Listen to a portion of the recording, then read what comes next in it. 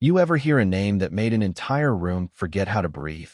The question hung in the warm afternoon air beneath the canvas roof of the command tent, unnoticed by most and understood by none. Outside, a dry Texas wind rattled the flagpoles lining the parade field, sending sharp metallic clicks across the base. Inside, rows of folding chairs were filled with Marines waiting for a leadership briefing, their conversations blending into a steady murmur. At the center of it all stood Captain Nathan Collins, 27 years old, proud of the silver bars on his collar and the authority they represented. He was speaking to a man who looked completely out of place among the uniforms. Thomas Redding sat quietly near the back of the tent. At 87, he wore a faded brown jacket despite the heat and held an old leather wallet in his weathered hands. The leather was cracked, softened by decades of use. Everything about him seemed ordinary. That was exactly why Collins noticed him. "Sir, this area is restricted," Collins said, his voice carrying easily through the tent. Several Marines turned toward the exchange. "Family events over there. Veterans exhibits across the field." A few chuckles drifted through the crowd. Redding looked up slowly. His pale blue eyes were calm, almost distant, as though he had been listening to something far away. "I'm fine where I am," he replied. Collins smiled, but there was no warmth behind it. He had spent years learning how to command a room, and nothing irritated him more than being ignored. "Fine where you are," he repeated. "You realize this is a Marine Corps leadership briefing?" More Marines began watching openly now. Redding simply nodded once. The old man's silence felt strange. Most people either argued or apologized. He did neither. He just sat there, completely unbothered. Collins crossed his arms. "Let me guess," he said. "You were one of those guys who likes telling stories about how things used to be done." Another ripple of laughter spread through the tent. Redding glanced down at the leather wallet in his hands. His thumb rested against a worn edge polished smooth by countless years. For a brief moment, something unreadable passed across his face. Not anger, not embarrassment, just memory. Collins stepped closer. "Tell you what," he said loudly enough for everyone nearby to hear. "Let's settle this. Every Marine has a story. Every legend has a nickname." He tilted his head and smirked. "What was yours?" The tent grew slightly quieter. Even the Marines who had been laughing seemed curious now. Collins spread his hands theatrically. "Come on, old-timer. What was your call sign?" The question landed like a challenge. Redding lifted his eyes from the wallet. The wind outside rattled the canvas walls. Somewhere beyond the tent, a helicopter passed overhead, its distant rotor hum rolling across the sky. For several long seconds, the old veteran said nothing at all. Then he looked directly at the captain. His voice was low, steady, and carried a weight that seemed older than the room itself. "You really want to know?" The smile on Captain Collins's face widened. Around him, several Marines leaned forward in their chairs, sensing entertainment where there had only been routine moments before. The warm air inside the tent felt heavier now. Even the distant conversations outside seemed to fade beneath the steady hum of anticipation. Collins spread his arms.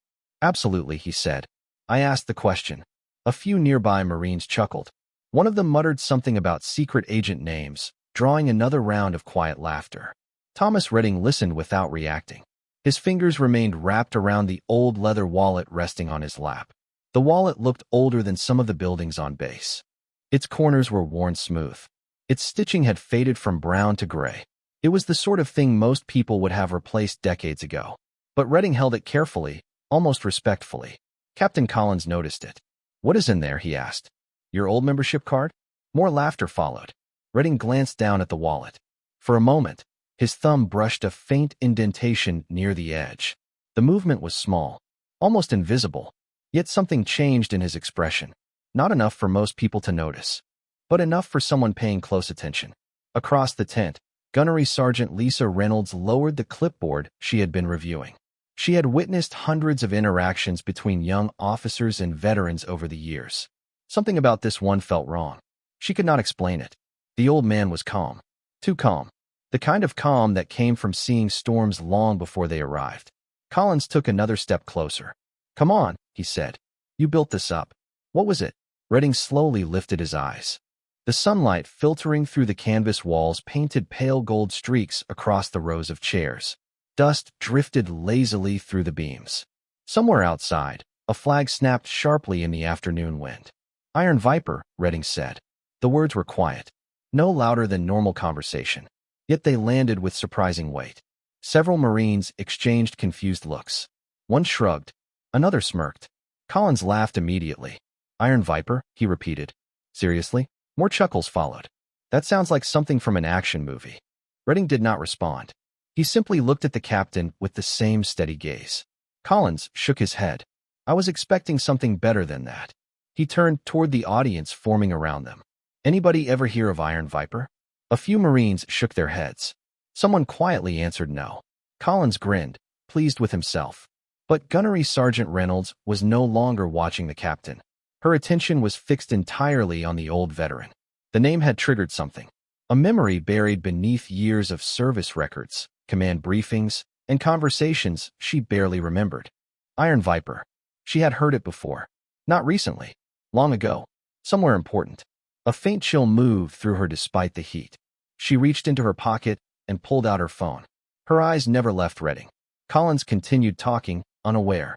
"Well, Mr. Iron Viper," he said with exaggerated politeness, "unless that call sign comes with a valid reason for being here, I am still going to need you to move." The old veteran remained seated, calm, unmoved. Outside, the sound of a helicopter drifted across the base once again. Reynolds glanced down at her phone. Her fingers hesitated over the screen for only a second before dialing a number very few people on base possessed. Something deep in her instincts told her she needed answers. And quickly, the line on the phone screen illuminated Gunnery Sergeant Reynolds's face as she held it steadily, her thumb hovering over the call button. Her eyes remained fixed on Thomas Redding, who had not moved a muscle since speaking the words that seemed to carry invisible weight throughout the tent. The air was warm and heavy, filled with the faint scent of dust and canvas, and the low hum of distant vehicles on the parade field filtered through the open flaps. Captain Collins, oblivious to the silent attention shifting toward the sergeant, continued speaking with a half-smile, gesturing toward the assembled Marines. "You have to admit," he said, "it sounds like one of those old stories they tell about secret squads or something from the books." He laughed, expecting a ripple of agreement, but the laughter did not come. The room had begun to settle, the earlier casual chatter replaced by quiet anticipation. Redding's eyes, pale blue and unflinching, met Collins's gaze briefly before shifting to a point just beyond the rows of chairs. There was no anger, no challenge, only an intensity that made the younger officer instinctively straighten. Gunnery Sergeant Reynolds pressed the call button and spoke in low tones, giving concise instructions as her other hand rested lightly on the edge of the clipboard.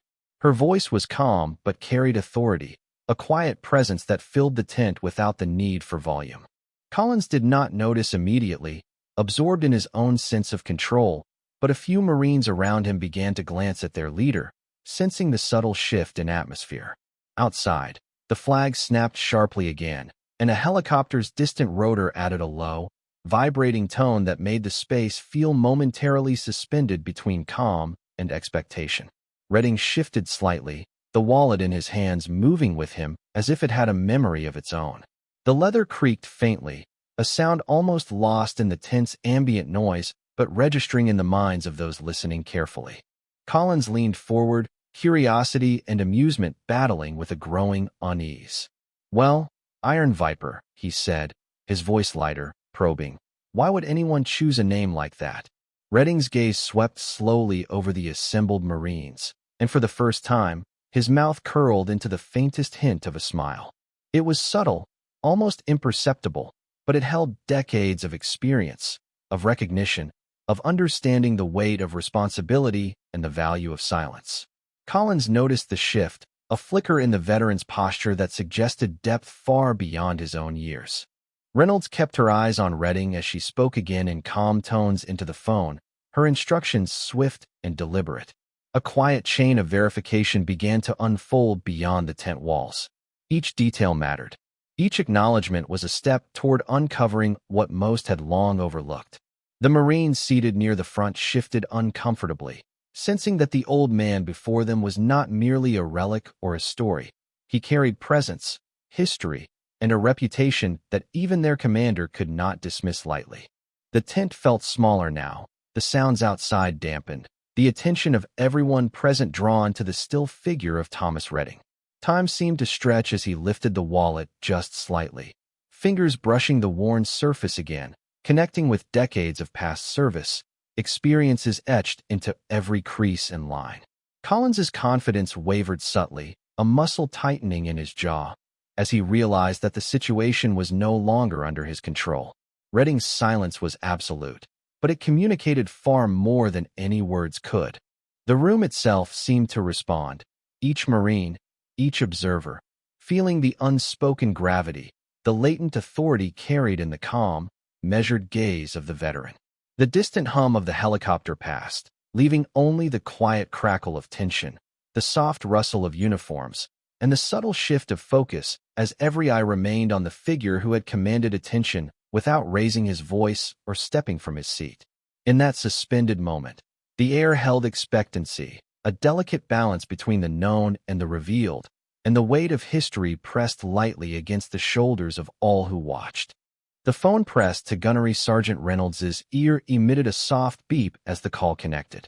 A calm, authoritative voice answered on the other end, and she spoke with precision, providing the veteran's details and the subtle cues that could verify his identity within seconds. Across the tent, the tension became almost tangible, like the air before a thunderstorm. Captain Collins, still perched confidently in his stance, felt the weight of unseen scrutiny beginning to press against him. He noticed the way several Marines subtly shifted in their seats, glances darting toward Redding, trying to reconcile the ordinary appearance of the elderly man with the gravity that now seemed to cling to him. Redding adjusted his posture slightly, hands resting lightly on the edges of the wallet, and the hint of a knowing smile brushed his lips, imperceptible to most but not to those trained to observe. The sunlight shifted, casting a diagonal streak across the canvas walls, illuminating dust motes that floated lazily, accentuating the hush that had settled in the room. The faint hum of a distant generator seemed to fade as the presence of history, authority, and experience filled the space more completely than any sound could. Collins cleared his throat, attempting to reclaim attention, but the words died in his mouth as his eyes tracked the movements of Gunnery Sergeant Reynolds. She tapped the side of her phone gently, confirming the verification, and her eyes, still locked on Redding, conveyed that the chain of command was now engaged and aware. The other Marines noticed, some leaning forward with anticipation, some stiffening as they sensed the subtle change in atmosphere. Even the faint click of folding chairs seemed louder than usual. Redding's calm remained unwavering. His eyes briefly shifted toward the far end of the tent where a shadowed corner suggested observers who were aware of the unfolding confirmation. He inhaled slowly, deliberately, as if the weight of decades of service, discipline, and unspoken achievements were concentrated in that single, quiet movement. The slight adjustment in his posture communicated more than words could, commanding attention without lifting his voice. Collins finally opened his mouth to speak again, but the words were forced, unconvincing, and met only with the subtle nods and focused stares of the Marines around him. A helicopter passed overhead, the rotor wash sending a gentle ripple through the tent walls, yet even this was unable to break the intensity now suspended within the canvas.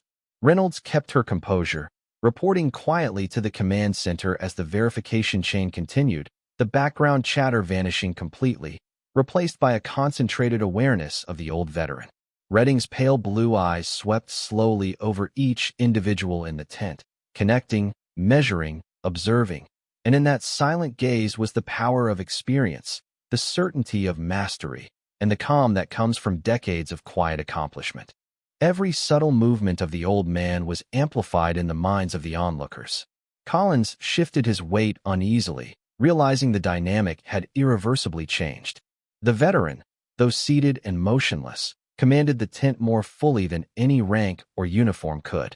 The hum of distant machinery, the occasional flutter of a paper on a clipboard, and the whisper of the wind outside were all now secondary to the profound stillness that Redding radiated.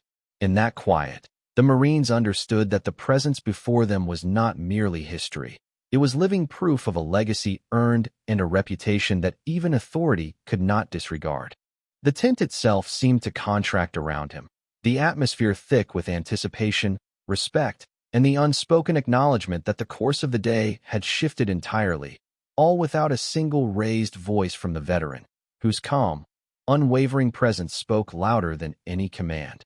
The subtle vibration of the phone in Gunnery Sergeant Reynolds's hand went unnoticed by most, but for Thomas Redding, the soft pulse was like a signal, a quiet reminder of years spent navigating situations where timing and attention mattered more than words.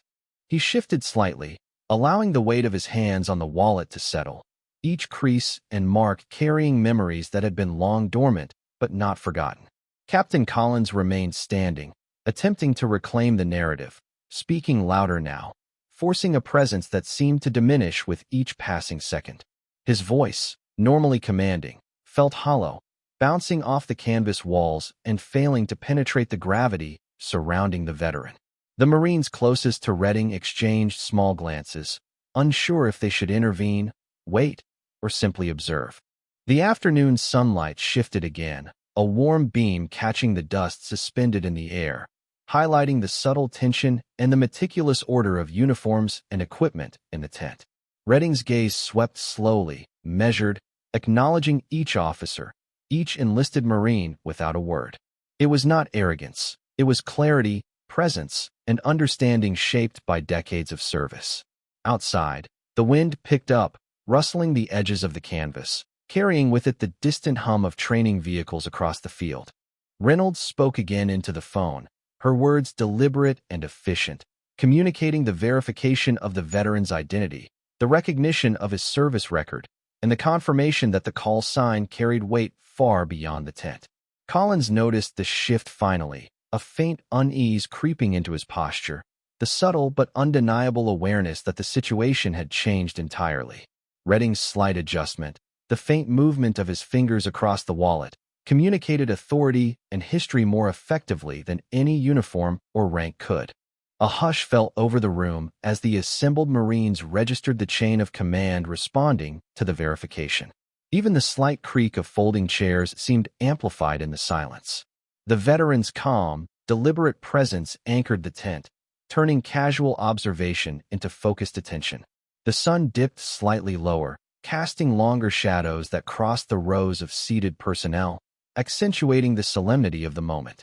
Collins, standing rigid, recognized the shift without needing explanation. The room had recalibrated around Thomas Redding, the quiet yet undeniable weight of decades of disciplined service radiating from him. Reynolds ended her call, slipping the phone into her pocket without breaking eye contact with the veteran. She nodded once, almost imperceptibly, a signal of acknowledgement to herself and to the others in the tent that the chain of recognition had been completed. The Marines present absorbed the unspoken truth, the reality that Redding's experience, skill, and history commanded attention in ways that no rank alone could achieve.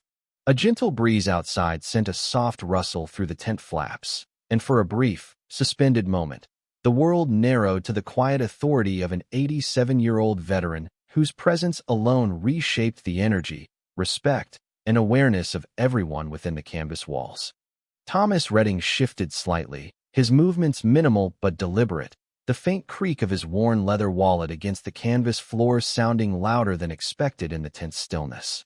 Sunlight filtered through the tent walls, catching on dust particles and creating streaks of gold across the assembled Marines, their attention now fully absorbed by the veteran who had remained silent for so long. Captain Collins adjusted his posture, a subtle sign of unease flickering across his expression as he recognized the shift in energy around him. Redding's eyes, pale blue and calm, moved slowly over the tent, taking in every detail without a single word, his presence commanding the space as effectively as a high-ranking officer might, yet without the need for speech. The faint hum of distant vehicles outside and the occasional rustle of canvas were the only sounds, and even these seemed muted by the gravity of the moment. Gunnery Sergeant Lisa Reynolds remained close, her hand resting lightly on the edge of her clipboard, her gaze fixed on Redding as if measuring time itself. She spoke again quietly into her phone, confirming details that ensured the veteran's legacy and credentials were acknowledged at the highest level, her voice a calm undercurrent that contrasted with the rising tension in Collins. The Marines nearby leaned forward, some shifting uneasily in their seats, sensing the invisible weight that had descended upon the tent. Redding's slight movement, the subtle lift of his wrist brushing the wallet, communicated decades of experience and mastery, the kind of authority that only comes from years of service and quiet observation. Collins's eyes narrowed slightly, realizing that no argument, no assertion of rank, could override the silent recognition Redding commanded. A soft breeze drifted through the open flaps, bringing the distant scent of warm earth and the faint metallic tang of the training field, grounding the moment in the reality of the base while highlighting the extraordinary nature of what was unfolding. Every observer in the tent, from the youngest Marine to the most experienced NCO, felt the unspoken lesson of patience, respect, and awareness being demonstrated in real time. Redding's calm did not waver. His gaze held the room in check without the need for motion or voice. Captain Collins swallowed, a quiet acknowledgement of the veteran's presence passing unspoken, and the room collectively inhaled, sensing that the moment of revelation was not over, but had already begun to etch itself into memory. The sun shifted again, elongating shadows and bathing the tent in a warmer, more intimate light, accentuating the stillness and the careful balance between authority and humility. Redding's presence alone reshaped the perception of everyone in the room, a living testament to the impact of years spent in disciplined service, experience, and quiet leadership. The hum of the distant helicopter returned briefly, its rotor wash brushing against the tent walls. Yet even this sound seemed secondary to the weight of history, skill, and calm mastery emanating from Thomas Redding, commanding attention and respect without a single raised voice, leaving Captain Collins and the Marines to absorb a lesson in presence and dignity that no words could fully capture. The sharp buzz of Gunnery Sergeant Reynolds's phone broke the silence. It was brief, almost insignificant, yet every instinct she possessed told her the call mattered. She stepped a few feet away from the crowd and answered immediately. The moment she heard the voice on the other end, her expression changed. Not dramatically, not enough for most people to notice, but enough for Captain Collins to feel a knot tighten in his stomach. Reynolds listened without interrupting. Her eyes drifted toward Thomas Redding. Then they widened slightly. Around the tent, conversations had completely died. Marines who had arrived expecting a routine leadership event now found themselves watching a scene they did not fully understand. Outside, a warm gust swept across the parade field. The flag snapped once against its pole. The distant sound of marching cadence carried faintly through the air before fading again. Reynolds ended the call. For a moment, she simply stood there. Then she looked directly at Captain Collins. "Sir," she said carefully, "you may want to stop talking." The words landed harder than any raised voice. Collins blinked. "Excuse me." Reynolds took a slow breath. "That would be my recommendation." Several Marines exchanged uneasy glances. Nobody had ever seen Reynolds speak that way to an officer. Not because she lacked confidence, but because she understood rank better than most. If she was speaking now, something serious had happened. Collins folded his arms. "What exactly is going on?" Reynolds did not answer immediately. Her attention shifted toward the entrance of the tent, the same direction several others had suddenly begun looking. A military vehicle had stopped outside. Its engine noise faded into silence. Then another vehicle arrived. And another. The atmosphere inside the tent changed instantly. Marines straightened in their chairs. Experienced non-commissioned officers exchanged confused looks. This was not part of the schedule. Collins felt it too. The certainty he had carried all afternoon was beginning to crack. Thomas Redding remained seated, calm, motionless, almost as if none of this surprised him. The old wallet still rested in his hands. The worn leather caught a beam of sunlight as he lightly traced a thumb across its surface. It looked less like an object now and more like a connection to another era, another life, another version of the Marine Corps. Reynolds received another message. She glanced down. Her jaw tightened. Then she looked back at Redding. "Sir," she said quietly. The word carried genuine respect now. They confirmed everything. Several Marines nearest her heard it. Their expressions shifted immediately. Collins felt the room move away from him. Not physically, socially, emotionally. The center of gravity had changed. Questions spread through the crowd without being spoken aloud. Who was this man? Why were command vehicles arriving? What exactly had Reynolds discovered? Outside, doors opened. Footsteps crossed the pavement. Purposeful. Fast. Not rushed. Certain.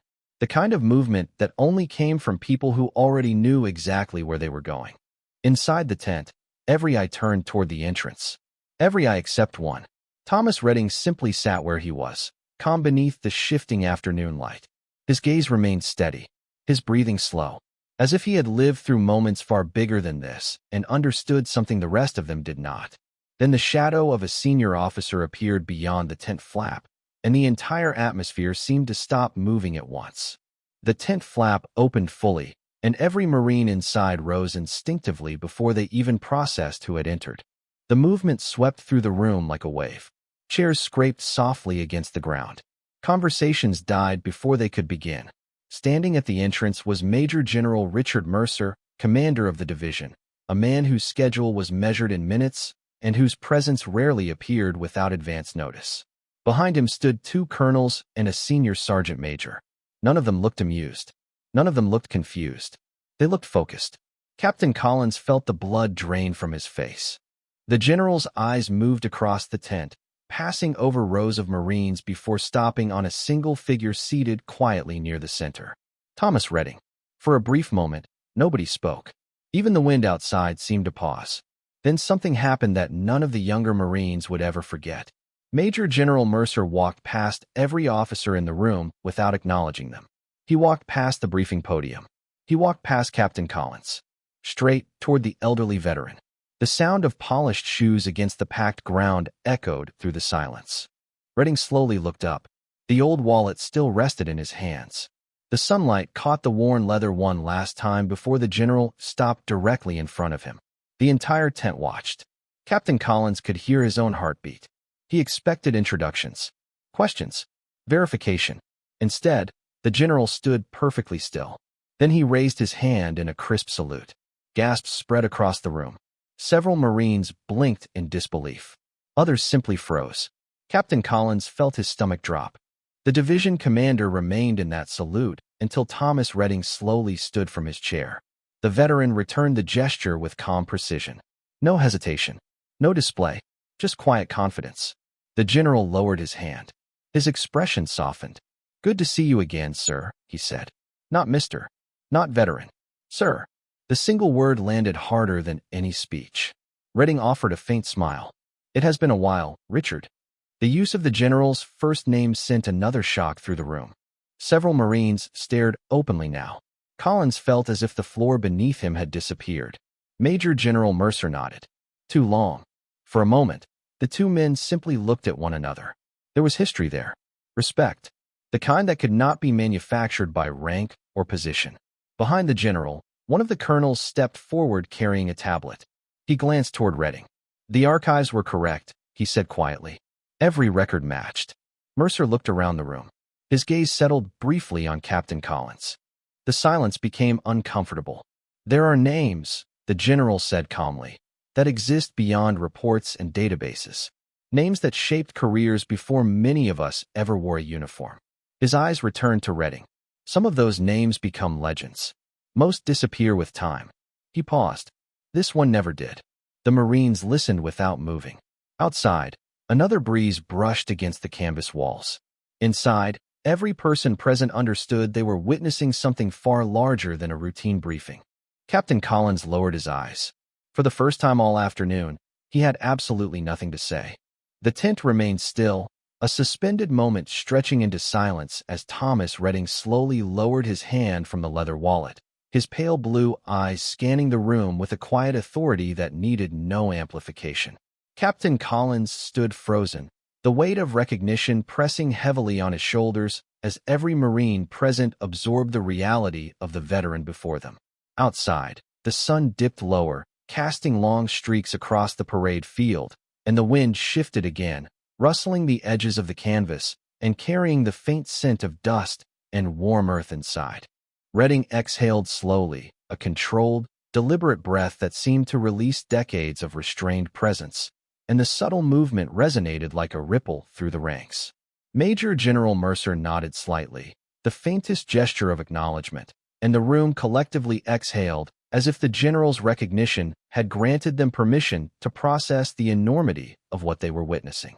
The old man's gaze lingered on Collins briefly, not in anger or confrontation, but in measured understanding, communicating through stillness the depth of experience, patience, and quiet mastery.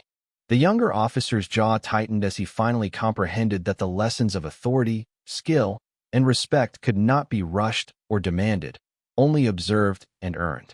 The Marines around him shifted subtly, the sound of subtle movements amplified by the prior silence, each of them registering the invisible line that had been drawn between command and reputation, between history and present. Reynolds stepped back, lowering her hand from her phone, her eyes still on Redding, carrying the acknowledgement that every verification, every record, and every recognition had been confirmed and respected. The afternoon light cast shadows across the canvas floor, highlighting the contours of the chairs and the faint scuff marks that had been left by countless exercises, a testament to the environment in which these lessons were often quietly learned. Redding slowly folded his hands over the wallet and tilted his head slightly, offering the faintest nod of acknowledgement to the room, a gesture so subtle that many might have missed it, yet potent enough to communicate a lifetime of service, resilience, and earned respect. The sound of the distant helicopter passed overhead, its rotors a soft hum that reminded everyone of the world outside the tent, but it carried no urgency, only the continuity of life beyond this singular moment. Captain Collins lowered his gaze, the rigid confidence he had carried since entering the tent now tempered by comprehension, as if the realization of the veteran's presence had reshaped his understanding of authority, patience, and legacy. The air inside the tent felt lighter, yet charged with unspoken acknowledgement, a collective awareness that the afternoon had shifted from routine to historic without a single shout or command. Redding exhaled again, slow and even, his presence a quiet anchor amidst the realization and admiration of those surrounding him. The soldiers and officers present understood, without words, the depth of what they had witnessed, that some names and some presences carry weight across decades, and that respect is a current that flows quietly, earned through consistency, mastery, and silence.